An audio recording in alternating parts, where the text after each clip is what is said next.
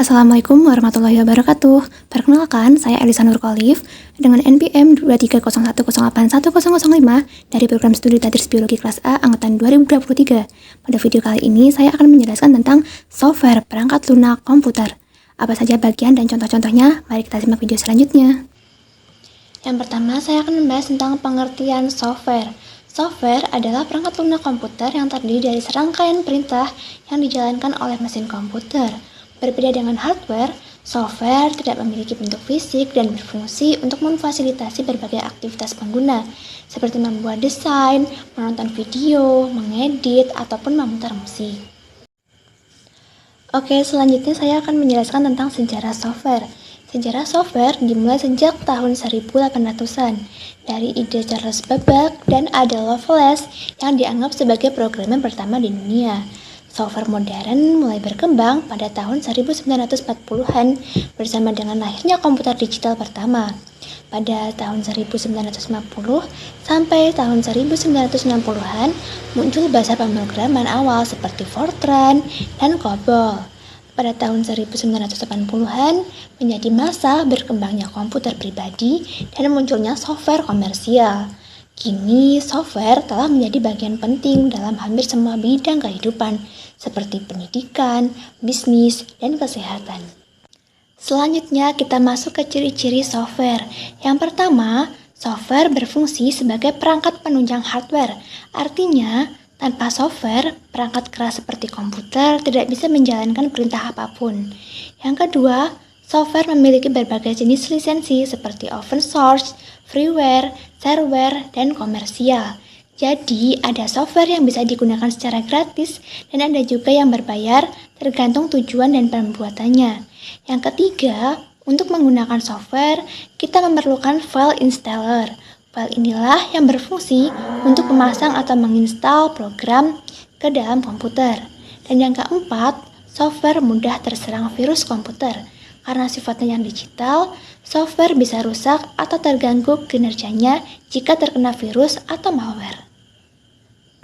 Sekarang kita akan membahas tentang fungsi software. Yang pertama, software berfungsi sebagai pelengkap komputer agar perangkat bisa dioperasikan dengan baik sesuai dengan perintah pengguna. Tanpa software, komputer hanya akan menjadi perangkat keras yang tidak bisa digunakan. Yang kedua, software berperan dalam mengontrol hardware. Dengan adanya software, semua komponen di komputer bisa digunakan dan bekerja sesuai dengan kebutuhan. Yang ketiga, software juga menjadi penghubung antara beberapa software lain dengan hardware komputer. Jadi, setiap sistem bisa saling terintegrasi dan berfungsi dengan baik. Selanjutnya, software berfungsi sebagai penerjemah perintah ke dalam bahasa mesin. Dengan begitu, hardware dapat memahami dan menjalankan perintah dari pengguna dengan tepat. Dan yang terakhir, software membantu mengidentifikasi program yang ada di dalam komputer, sehingga sistem bisa mengenal dan mengatur aplikasi yang terpasang.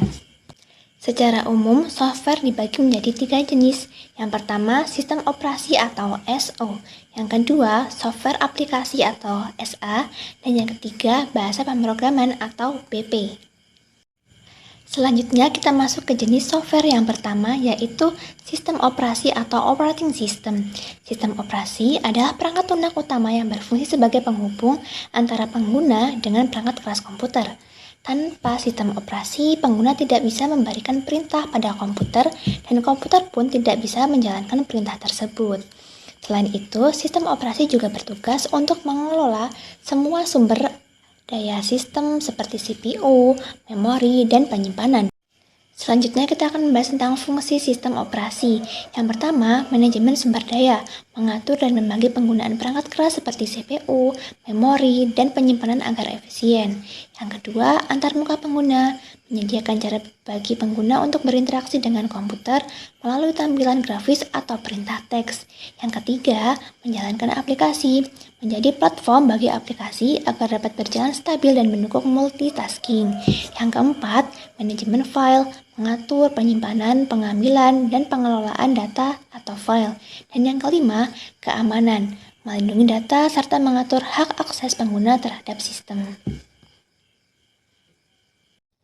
Contoh dari sistem operasi yang pertama yaitu Windows. Windows merupakan sistem operasi yang dikembangkan oleh Microsoft.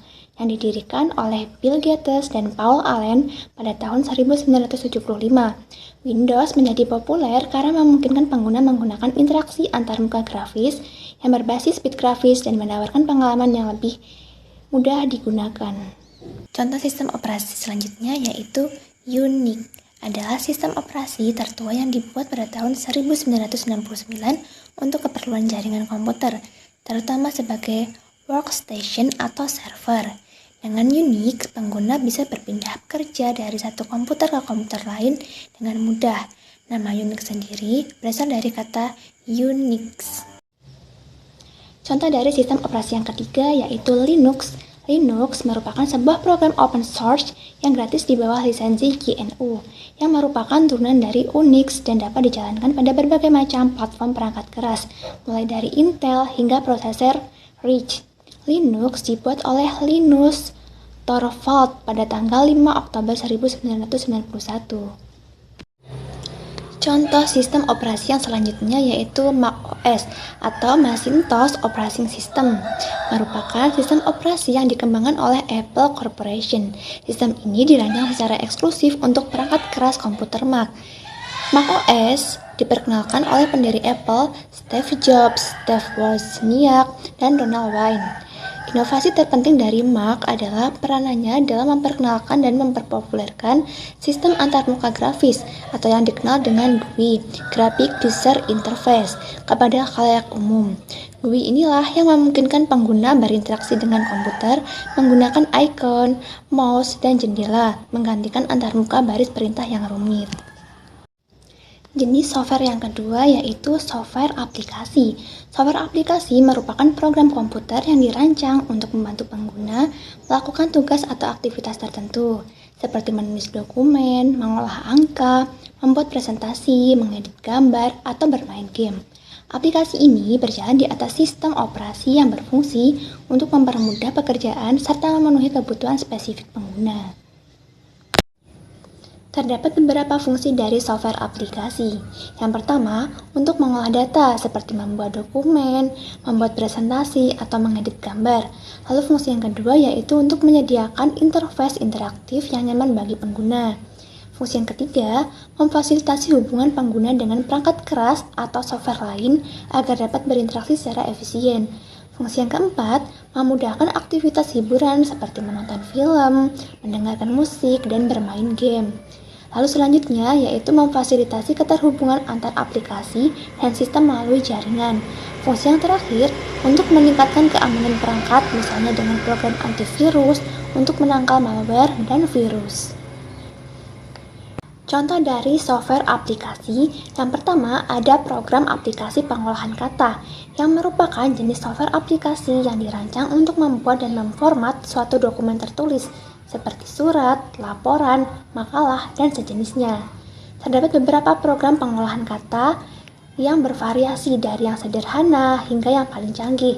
Contohnya ada WordPad, Notepad, dan Microsoft Office. Contoh software aplikasi selanjutnya yaitu program aplikasi pengolahan angka yang dapat digunakan untuk mengolah dokumen tertulis berupa laporan atau neraca keuangan.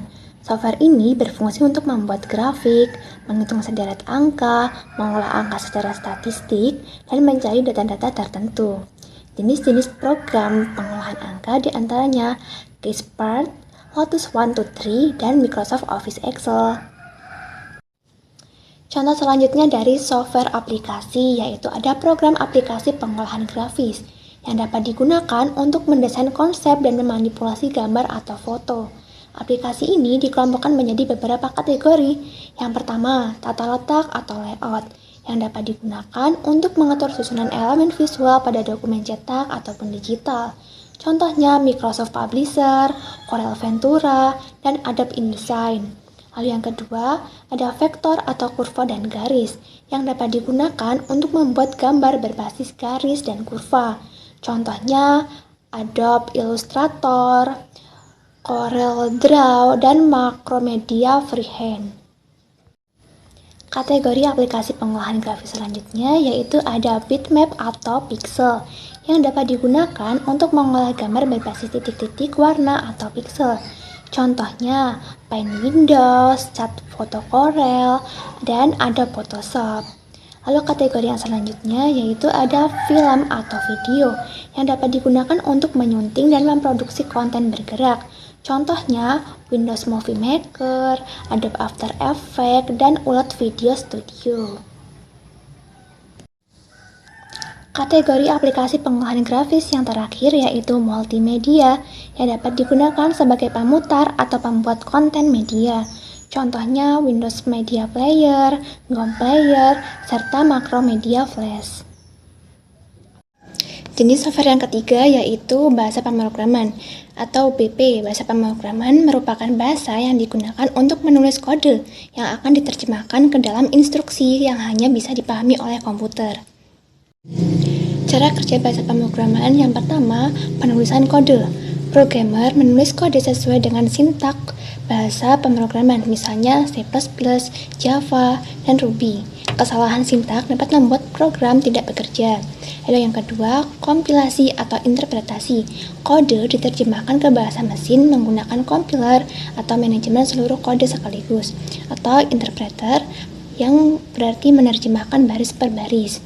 Lalu yang ketiga, eksekusi. Setelah diterjemahkan, komputer menjalankan instruksi dari kode secara berurutan untuk menyelesaikan tugas yang akan diperintahkan. Selanjutnya kita bahas tentang jenis dan contoh bahasa pemrograman.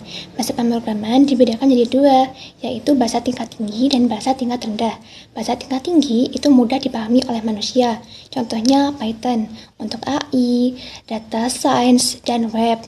Lalu Java untuk aplikasi Android dan web.